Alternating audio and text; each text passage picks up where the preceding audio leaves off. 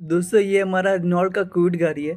इस वीडियो में हम क्विड गाड़ी के एसी में आने वाले प्रॉब्लम्स के बारे में बात करें। दोस्तों हमारी गाड़ी के एसी में बहुत सारे प्रॉब्लम्स आते हैं। उसमें सबसे कॉमन प्रॉब्लम ये देखा जाता है कि हमारा गाड़ी का एसी सिस्टम से गैस कहीं से लीक हो जाता है, या तो हमारा कूलिंग कॉइल या कंप्रेसर या पाइप से कहीं से भी गैस हमारा लीक हो जाता है। ये सबसे कॉमन प्रॉब्लम होता है गाड़ी के एसी में गैस का लीक हो जाना।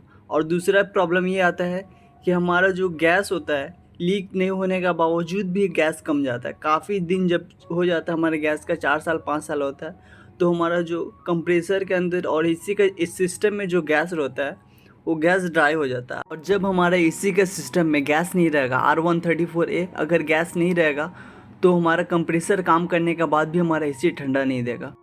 तो हमारे गाड़ी के एसी सिस्टम में दो सबसे कॉमन प्रॉब्लम आता है। पहला ये आता है कि हमारे गाड़ी के एसी सिस्टम से गैस लीक हो जाता है, और दूसरा ये कि जब काफ़ी दिन हो जाता है 5-6 साल जब हो जाता है तो हमारा गैस धीरे धीरे ड्राई हो जाता है। और जब हमारा एसी का गैस ड्राई हो जाता है तो हमारा एसी फुल कैपेसिटी के साथ काम करने का बावजूद भी एसी ठंडा नहीं करता है। दूसरा ये हमारा एसी का कंडेंसर है।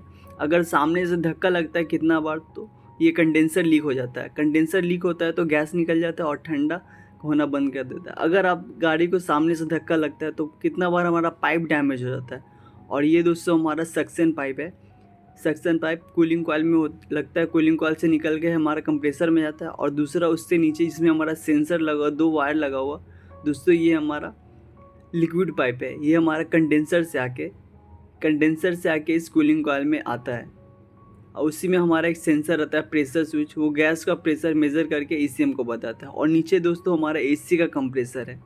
तो इस वीडियो में दोस्तों हम सिर्फ इलेक्ट्रिकल प्रॉब्लम को कवर करेंगे। आपका एसी सिस्टम में गैस है, उसके बावजूद भी अगर आपका एसी काम नहीं करता है तो अब इस चीज़ को आप कैसे डायग्नोस करेंगे, कैसे चेक करेंगे, ये सारा कुछ हम इस वीडियो में डिस्कस करेंगे। सिर्फ इलेक्ट्रिकल प्रॉब्लम, गैस का प्रॉब्लम तो होता ही है, लेकिन गैस आपका गाड़ी में ओके है, उसके बावजूद भी अगर एसी काम नहीं करता है तो आपको कैसे चेक करना है। सबसे पहले हमें गाड़ी को स्टार्ट करना है, और गाड़ी को स्टार्ट करने के बाद ये वायर जो हमारा कंप्रेसर में जा रहा है, दोस्तों ये वायर, एक वायर जो आप देख रहे हैं ये हमारा कंप्रेसर में आता है।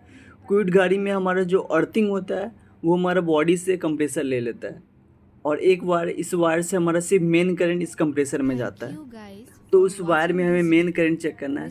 और मेन करंट चेक करने के लिए ये टेस्लैम है दोस्तों। इस टेस्लैम का एक इंड को मैंने बैटरी का अर्थ पे कनेक्ट कर दिया, और दूसरा इंड से आपको इस वायर में मेन करंट चेक करना। आप इस वायर को छील भी सकते हैं, और इसका जैक खोल के भी आप चेक कर सकते हैं। तो पहले हमें गाड़ी को स्टार्ट करना है, और गाड़ी को स्टार्ट करने के बाद इस वायर का जैक को आप खोल भी सकते हैं, या फिर इस वायर को छील के आपको इस टेस्लैम का एक इंड को टच करना है। जैसे आप टच करके आप एसी ऑन करते हैं, अगर ये बल्ब जलने लगा, एसी ऑन करते ही अगर ये टेस्लैम का बल्ब जलने लगता है तो आप समझ जाइए आपका गाड़ी का एसी में कोई भी इलेक्ट्रिकल प्रॉब्लम नहीं है। जो प्रॉब्लम है आपका कंप्रेसर में। कंप्रेसर के अंदर दोस्तों हमारा मैग्नेट कॉइल होता है। कंप्रेसर के सबसे ऊपर जो होता है दोस्तों वो हमारा कंप्रेसर का क्लच होता है, जो एसी ऑन करते ही कंप्रेसर का पुली के साथ चिपक जाता है। दोस्तों अब ये हमारा कंप्रेसर का पुली है।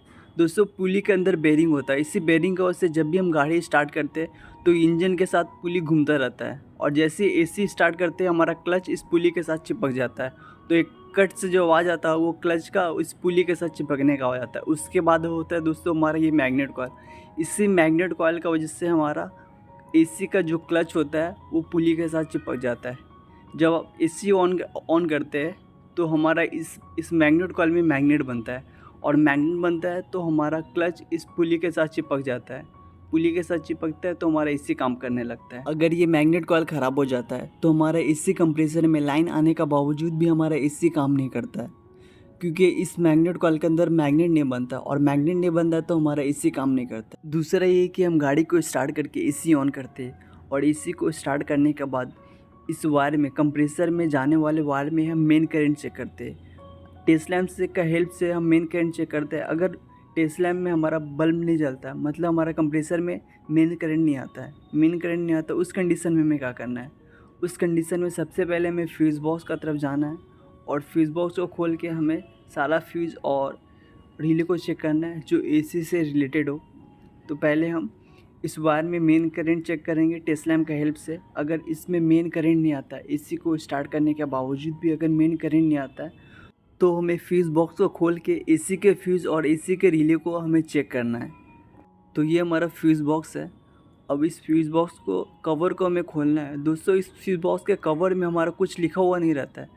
मारुति सुजुकी का ऑलमोस्ट सभी गाड़ी में हमारा मेंशन कर देता है कि कौन सा फ्यूज़ हमारा रेडिएटर फ़ैन का है या एसी का है या हॉर्न का है, सारा कुछ मेंशन कर देता है।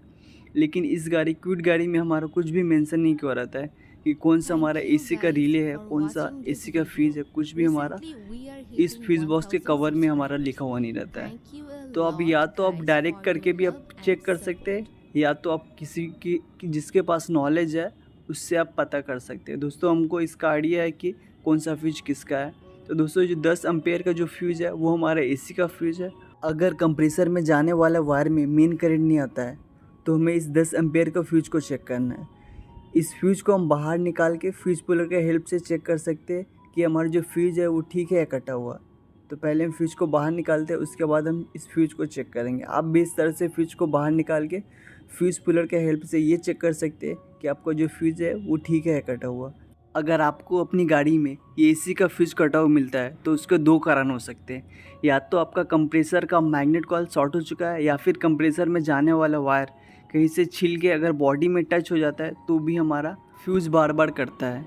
लेकिन ज़्यादातर केस में ये देखा जाता है हमारा कंप्रेसर के अंदर जो मैग्नेट कॉइल होता है, अगर वो मैग्नेट कॉइल ख़राब हो जाता है और शॉर्ट हो जाता है तो हमारा फ्यूज़ कटता है। अगर आप एसी का फ्यूज़ को चेंज करके नया फ्यूज़ लगा देते हैं तो उसके बाद भी थोड़ा देर चलने के बाद आपका एसी का फ्यूज़ वापस से कट जाता है इस मैग्नेट कॉइल का शॉर्ट हो जाने की वजह से। इस प्रॉब्लम का सॉल्यूशन ये है कि आप अपने एसी कंप्रेसर के इस मैग्नेट कॉइल को चेंज करा ले और चेंज कराने ही से आपका एसी का फ्यूज़ बार बार जो कटता है, बार बार फ्यूज़ कटने का प्रॉब्लम सॉल्व हो जाएगा। तो हमारा एसी का फ्यूज़ 2 कारण से कटता है। या तो कंप्रेसर का ये मैग्नेट कॉइल शॉर्ट हो जाता है तो कटता है, या फिर कंप्रेसर में जो वायर जाता है वो अगर डैमेज हो के अगर बॉडी से टच हो जाता है तो कटता है। फ्यूज़ के बाद हम एसी के इस रिले को चेक करेंगे। दोस्तों रिले को चेक करने का तरीका ऑलरेडी मैं बता चुका हूँ, आप मेरे चैनल को विजिट करके उस वीडियो को देख सकते हैं। इस वीडियो में मैंने रिले को 3 आसान तरीके से चेक करने का तरीका बताया था। इस गाड़ी में हमारा 4 पिन का रिले है। इस 4 पिन का रिले में से 2 पिन जो होता है वो हमारा इस रिले को ऑन करने के लिए होता है और ऊपर का जो 2 पिन है वो इनपुट और आउटपुट के लिए होता है। इस रिले में ऊपर का जो 2 पिन है वो इस रिले को ऑन करने के लिए है।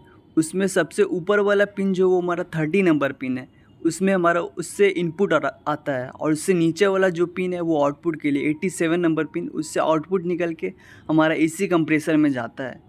तो आप इसके सॉकेट के इस रिले के सॉकेट के 30 और 87 को कनेक्ट कर देंगे तो आपका जो हमारा वो रिले वो डायरेक्ट हो जाएगा, हम आपका कंप्रेसर चलने लगेगा।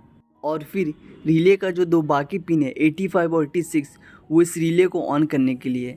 85 में जब हम गाड़ी को स्टार्ट करते हैं तो हमारा उसमें मेन करंट आता है और जब हम एसी ऑन करते हैं तो ईसीएम हमारा एसी से रिलेटेड सारा सेंसर्स को चेक करता है। पहले प्रेशर स्विच, उसके बाद हमारा कूलेंट टेम्परेचर सेंसर, उसके बाद थर्मिस्टर सेंसर, ये सारा सेंसर से को चेक करता है और सारा सेंसर को चेक करने के बाद ही हमारा 86 नंबर पिन में हमारा अर्थिंग करंट सप्लाई करता है। जैसे ही अर्थिंग करंट सप्लाई करता है ये रिले ऑन हो जाता है और रिले ऑन होते ही हमारा एसी काम करने लगता है। इस रिले को चेक करने के लिए आप दूसरे किसी रिले के साथ इसको इंटरचेंज करके भी आप चेक कर सकते हैं कि आपका जो रिले है वो ठीक है या नहीं। बगल में हमारा हॉर्न का रिले है, हॉर्न का रिले को निकाल के एसी का रिले में और एसी का रिले को निकाल के हॉर्न का इसमें आपस में इंटरचेंज करके भी ये चेक कर सकते हैं कि हमारा रिले ठीक है ख़राब है। अगर आपके गाड़ी में फ्यूज भी ठीक मिलता है और एसी का जो रिले है वो भी ठीक होता है, अगर ये दोनों का ठीक होने का बावजूद भी एसी ऑन नहीं होता है तो हमें सारा सेंसर्स को चेक करना है। दोस्तों ये हमारा 2 वायर का प्रेशर स्विच है, हमें इस प्रेशर स्विच के वायर को अच्छे से चेक करना है। अगर इस प्रेशर स्विच का वायर कहीं से डैमेज मिलता है तो उस डैमेज वायर को आपको ठीक करना है। अगर इसका वायर डैमेज हो जाता है तो भी हमारा एसी ऑन नहीं होता है। ये प्रेशर स्विच गैस के प्रेशर को मेज़र करके ईसीएम को बताता है और उसके बाद ही ईसीएम हमारा एसी को स्टार्ट करता है। अगर ये ख़राब हो जाता है और ईसीएम को सिग्नल नहीं देता है तो हमारा ईसीएम एसी को स्टार्ट नहीं करेगा। इस सेंसर को बाईपास करने के लिए आपका सेंसर का जैक को इस तरह से खोलना है और एक छोटे से वायर से दोनों पिन को कनेक्ट कर देना है। अगर आपका प्रेशर स्विच ख़राब है तो सेंसर को इस तरह से बाईपास करते ही आपका एसी ऑन हो जाएगा। एसी से जुड़ा दूसरा इंपॉर्टेंट सेंसर दोस्तों हमारा कूलेंट टेम्परेचर सेंसर होता है। दोस्तों इस एयर फिल्टर का नीचे हमारा कूलेंट टेम्परेचर सेंसर होता है ये सेंसर इंजन का टेम्परेचर को मेज़र करके ईसीएम को बताता है। अगर इंजन बहुत ज़्यादा ओवरहीट रहता है, उस कंडीशन में अगर आप एसी को ऑन करते हैं तो हमारा जो ईसीएम है वो एसी को ऑन नहीं होने देगा, क्योंकि जब एसी ऑन होता है उस वक्त हमारा इंजन के ऊपर और ज़्यादा लोड पड़ता है।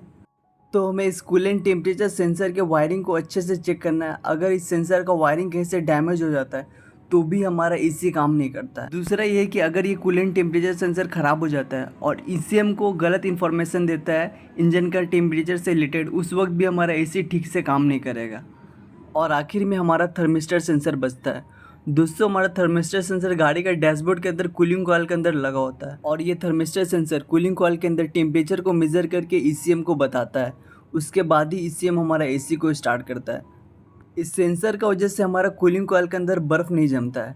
जैसे ही टेम्परेचर इस कूलिंग कॉइल में माइनस जाने वाला रहता है, उसी वक्त ये थर्मिस्टर सेंसर ईसीएम को सिग्नल देता है और ईसीएम फ़ौरन हमारा कंप्रेसर को बंद कर देता है।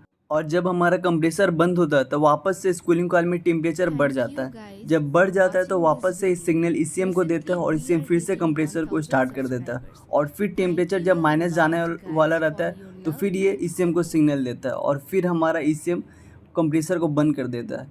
तो ये प्रोसेस जब तक आपका गाड़ी का एसी स्टार्ट रहता है तब तक ये प्रोसेस चलता रहता है। जब ये सेंसर ख़राब हो जाता है तो ईसीएम को कूलिंग कॉइल का टेम्परेचर का सिग्नल नहीं जाता है और जब ईसीएम को सिग्नल नहीं जाता उस वक्त हमारा ईसीएम एसी को स्टार्ट भी नहीं करता है। इस सेंसर को चेक करने के लिए आपको इस सेंसर का जैक को खोलना है और जैक को खोलने के बाद आपको नया सेंसर को लगाना है।